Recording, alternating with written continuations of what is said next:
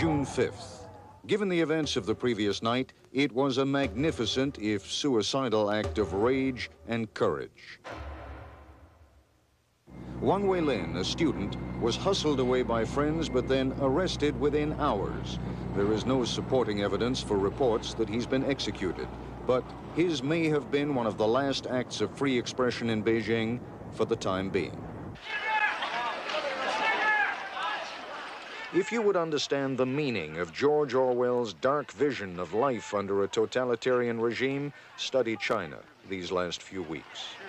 There are no more students or peaceful demonstrators, only thugs, ruffians, and counter-revolutionaries, an important term in the Marxist-Leninist dictionary, in that counter-revolutionaries are, by definition, sponsored and controlled by foreign elements.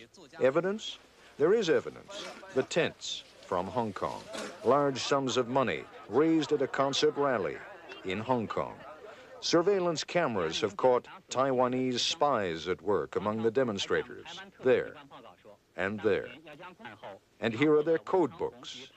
And of course, the United States, with its Voice of America broadcasts, its symbols and slogans, and worst of all, its willingness to grant refuge at the U.S. Embassy in Beijing to the astrophysicist and dissident, now arch-counter-revolutionary, Feng Lizhe.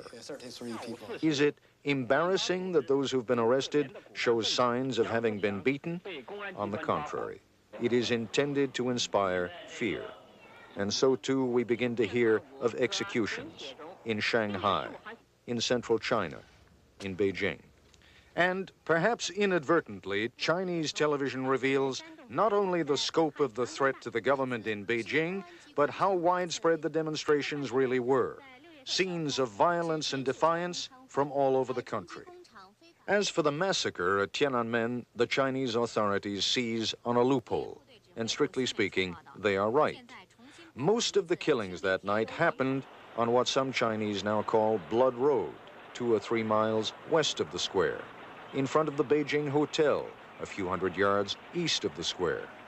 People were killed at Tiananmen, there is no question about that, but if by massacres you mean huge numbers, those occurred outside the square. The only specific references to casualties single out the martyrs from the People's Liberation Army. Grotesque sequences of their charred bodies, sympathetic visits to their wounded comrades are shown again and again.